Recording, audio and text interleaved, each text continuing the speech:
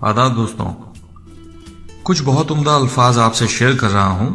کہا ہے سفر کا مزہ لینا ہو تو ساتھ میں سامان کم رکھیے، زندگی کا مزہ لینا ہو تو دل میں ارمان کم رکھیے۔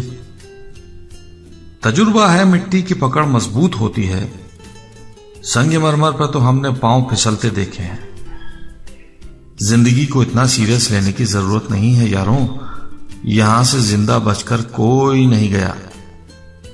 جن کے پاس صرف سکے تھے وہ مزے سے بھیگتے رہے بارشوں میں، جن کی جیب میں نوٹ تھے وہ چھت تلاشتے رہ گئے۔ پیسہ انسان کو اوپر لے جا سکتا ہے، لیکن انسان پیسہ اوپر نہیں لے جا سکتا۔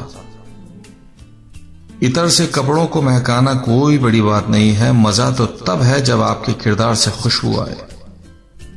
رات بھر گہری نیند آنا اتنا آسان نہیں ہے، اس کے لیے دن بھر ایمانداری سے جینا پڑتا ہے۔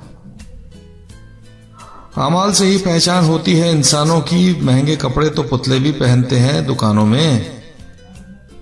چھوٹی چھوٹی باتیں دل میں رکھنے سے بڑے بڑے رشتے کمزور ہو جاتے ہیں۔